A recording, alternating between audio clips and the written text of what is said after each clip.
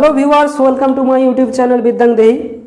আমি আমার চ্যানেলে মূলত এডুকেশন রিলেটেড, বিশেষ করে ইংরেজি গ্রামারের বেসিক লেভেল থেকে ভিডিওগুলো পার্ট বাই পার্ট পোস্ট করে থাকি। সো তোমরা যারা লার্নার্স আছো, যারা কিছু শিখতে চাও, তোমরা চাইলে আমার চ্যানেলটাকে সাবস্ক্রাইব করে রাখতে পারো এবং আমার ভিডিওগুলোকে পার্ট বাই পার্ট দেখতে পারো। সো কথা না বাড়িয়ে চলে যাওয়া আজকের টপিকে। আজকে যে টপিক আমি রেখেছি, প্রোনাউন পার্ট 2। কেন পার্ট 2 বলছি?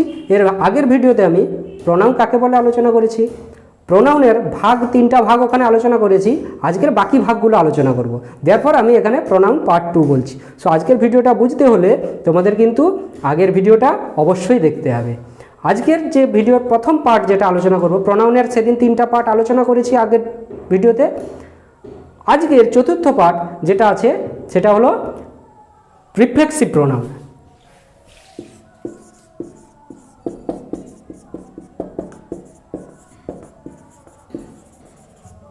Reflexive pronoun.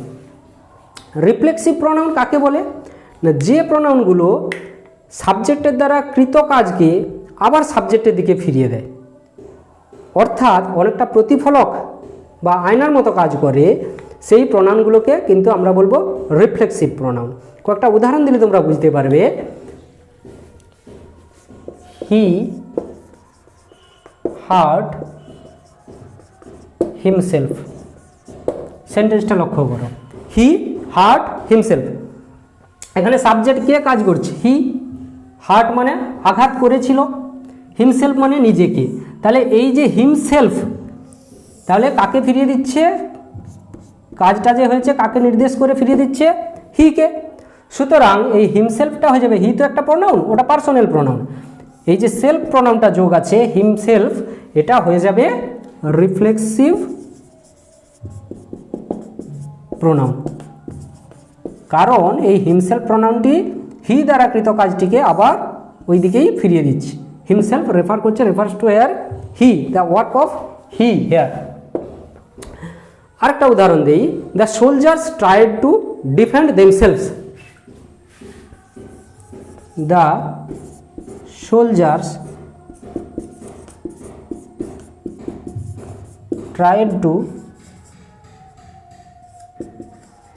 Defend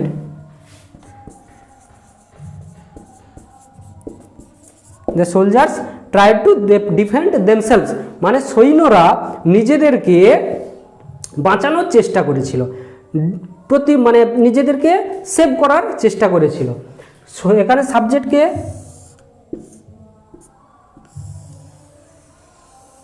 soldiers, tried verb চেষ্টা করেছিল, টু ডিফেন্ড এটা ইনফিনিটিভ হয়ে আছে, দেমসেলভস নিজেদেরকে। তাহলে এই দেমসেলফ কাকে রেফার করছে? এই সৈন্যদের। অ্যাকচুয়ালি দেমসেলভস সৈন্যদের, তাদের কাজটাকে আবার তাদের দিকে ফিরিয়ে দিচ্ছে। এই রিফ্লেকশন বা প্রতিফলকের কাজ করছে বলে এই ধরনের সেলফযুক্ত প্রোনাউনগুলোকে আমরা বলবো রিফ্লেক্সিভ প্রোনাউন। রিফ্লেক্সিভ প্রোনাউন বোঝার আরেকটা উপায় হলো এই ধরনের প্রোনাউনগুলোর সঙ্গে সেলফ কথাটা যোগ থাকবে।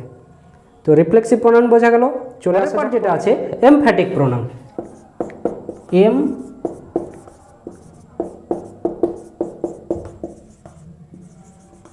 এমফ্যাটিক প্রোনাউন জিনিসটা কি? সেলফ প্রোনাউনগুলো যখন কোনো নাউন বা প্রোনাউনের পরে বসে সাবজেক্ট বা অবজেক্টের উপরে জোর দেবে, এমফ্যাসিস। এমফ্যাসিস মানে কি? জোর দেওয়া, সেখান থেকে এমফ্যাটিক কথাটা এসছে। সুতরাং সেলফ প্রোনাউনগুলো যখন কোনো নাউন বা প্রোনাউনের পরে বসে সাবজেক্ট বা অবজেক্টের উপরে জোর দেবে, তখন তাকে কিন্তু এমফ্যাটিক প্রোনাউন বলবো। আমরা একটা উদাহরণ দেখে নিই। The boy himself solved the problem.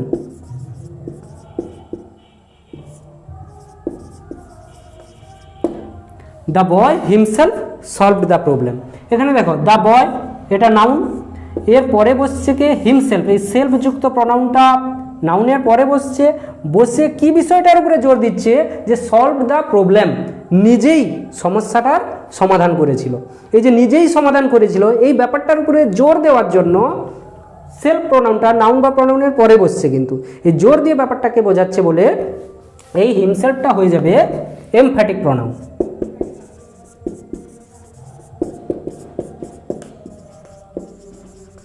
আমরা আরেকটা এমফ্যাটিক প্রোনাউনের উদাহরণ বা এক্সাম্পল দেখে নেব। The girl herself made this cake. The girl herself made this cake. এখানে সাবজেক্ট কি? দ্য গার্ল, এটা নাউন। হারসেলফ সেলফ যুক্ত আছে, এই প্রোনাউনটা কি করছে? দ্য গার্ল হারসেলফ, মেয়েটা নিজেই, জোর দিয়ে বলছে, এখানে ফোকাস করছে মেয়েটার কাজ উপরে। দ্য গার্ল এই নাউনের উপরে কিন্তু ফোকাস করছে। দ্য গার্ল হারসেলফ, মেয়েটা নিজেই, মেড দিস কেক, মেডটা এখানে ভার্ব, মেড দিস কেক, এই কেকটা তৈরি করেছিল। তাহলে বিষয়টার উপরে জোর দিচ্ছে, সাবজেক্টের উপরে জোর দিয়ে কি বলছে? যে মেয়েটা নিজেই কেক তৈরি করেছিল। সুতরাং এখানে এই হারসেলফটা হয়ে যাবে এমফ্যাটিক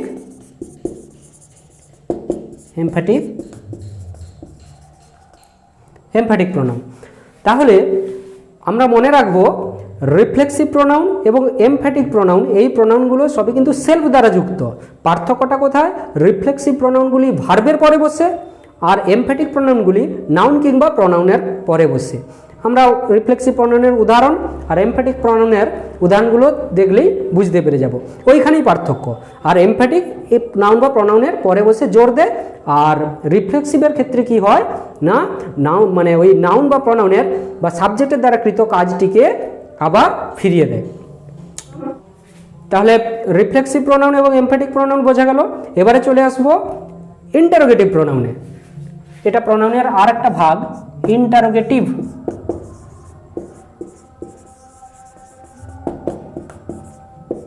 ইন্টারোগেটিভ প্রোনাউন জিনিসটা কি? ডব্লিউ কিংবা এইচ দিয়ে গঠিত ওয়ার্ডগুলো দ্বারা যখন কোনো প্রশ্ন করা বোঝায়, তখন সেই ধরনের ওই ডব্লিউএইচ ওয়ার্ড দিয়ে গঠিত ওয়ার্ডগুলোকে আমরা কিন্তু বলবো ইন্টারোগেটিভ প্রোনাউন। ওই যেহেতু ওই প্রোনাউনগুলো ওই ডব্লিউএইচ ওয়ার্ড দিয়ে গঠিত প্রোনাউনগুলির দ্বারা কিন্তু কোনো প্রশ্ন করা বোঝাচ্ছে। আমরা কয়েকটা উদাহরণ দেখে নেব। Who is this man? Who is this man? এখানে দেখো ডব্লিউএইচ দ্বারা গঠিত word who, is this man, এই মানুষটি কে? তাহলে এখানে প্রশ্ন করা বোঝাচ্ছে, তাহলে এই প্রোনাউনটা হয়ে যাবে কি? Interrogative pronoun. Interrogative pronoun. Okay, interrogative প্রোনাউনের আরেকটা আমরা উদাহরণ দেখে নেব, যেমন whom did you call? Whom did you call, কাকে তুমি ডাকছিলে? এখানে দেখো হুম এই ওয়ার্ডটার দ্বারা প্রশ্ন করা বোঝাচ্ছে হুম ডিড ইউ কল, এবং যেহেতু এটা ডব্লিউএইচ ওয়ার্ডের মধ্যে পড়ছে, হু, হুইচ, হোয়াট, হাউ, এগুলোকে তো আমরা ডব্লিউএইচ ওয়ার্ড বলি, এই ডব্লিউএইচ ওয়ার্ডের মধ্যে পড়ছে হুম, এবং এটা দ্বারা প্রশ্ন করা বোঝাচ্ছে, তাই এই ওয়ার্ডটা হয়ে যাবে কিন্তু interrogative pronoun. Okay, interrogative pronoun খুবই সহজ।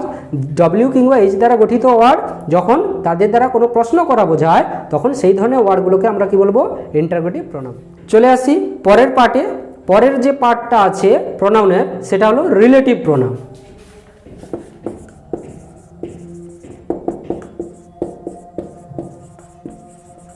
রিলেটিভ প্রোনাউন, রিলেশন মানে কি? সম্পর্ক, সেখান থেকে রিলেটিভ কথাটা এসছে। রিলেটিভ প্রোনাউন অর্থাৎ ডব্লিউএইচ দ্বারা গঠিত ওয়ার্ডগুলি যখন কোনো সেন্টেন্সে, বিশেষ করে নাউনের পরে বসবে এবং নাউনের পরে বসে একটা সেন্টেন্সের সঙ্গে আরেকটা সেন্টেন্সের সম্পর্ক সৃষ্টি করবে, সেই ধরনের প্রোনাউনগুলিকে কিন্তু আমরা বলবো relative pronoun.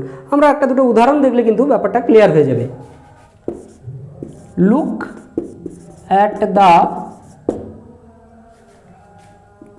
Boy who is sitting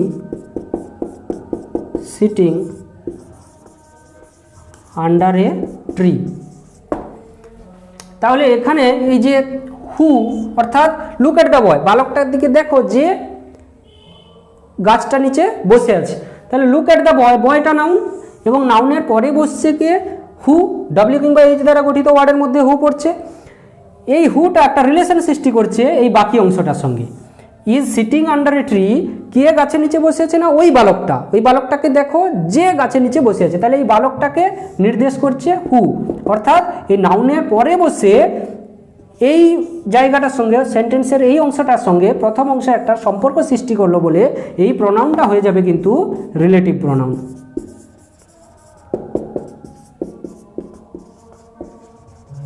okay, relative প্রোনাউনের আমরা আর একটা এক্সাম্পল নিয়ে নেব। I gave you a bag which is red in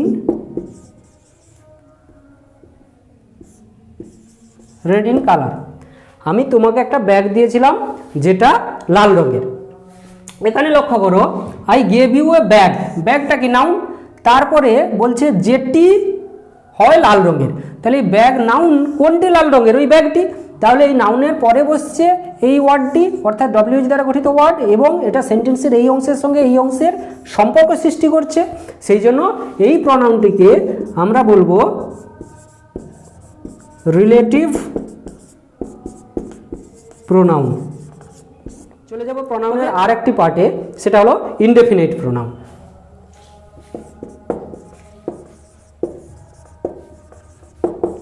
indefinite pronoun, যে প্রোনাউনগুলো নির্দিষ্ট কোনো ব্যক্তি বা বস্তুর পরিবর্তে বসে না সেই ধরনের প্রোনাউনগুলোকে আমরা কিন্তু বলবো ইনডেফিনাইট প্রোনাউন। ইনডেফিনাইট মানে অনির্দিষ্ট কোনো কিছুর পরিবর্তে বসে, যেমন someone knocked at my door,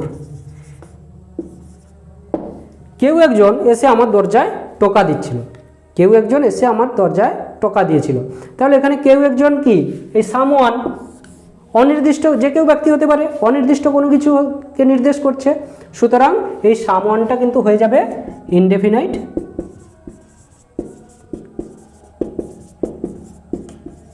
pronoun. আমরা ইনডেফিনিট প্রোনাউনের আরেকটা উদাহরণ দেখে নিই। One should not waste his time, একজনের সময় অপচয় করা উচিত নয়, একজনের সময় অপচয় করা উচিত নয়। এখানে দেখো এই ওয়ান একজনের, নির্দিষ্ট কাউকে বোঝাচ্ছে না, অনির্দিষ্ট, সেই জন্য এটা হয়ে যাবে কি ইনডেফিনাইট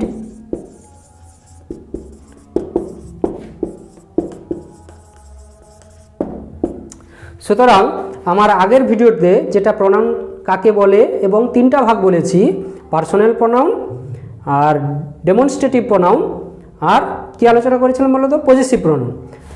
আজকে পাঁচটা আলোচনা করলাম, reflexive pronoun, emphatic pronoun, relative pronoun, interrogative pronoun and indefinite pronoun. Total 8টা প্রোনাউনের ভাগ আমি দুটো ভিডিওতে পার্ট 1 পার্ট 2 করে আলোচনা করলাম। এছাড়াও সূক্ষ্মভাবে বিচার করলে ডিস্ট্রিবিউটিভ প্রোনাউন আছে, রেসিপ্রোকাল প্রোনাউন আছে, সেগুলো অন্য কোনো ভিডিওতে আলোচনা করব। এমনিতে ভিডিওটা অনেকটা বড় হয়ে গেছে। সো দেখা হচ্ছে পরের ভিডিওতে। Thank you.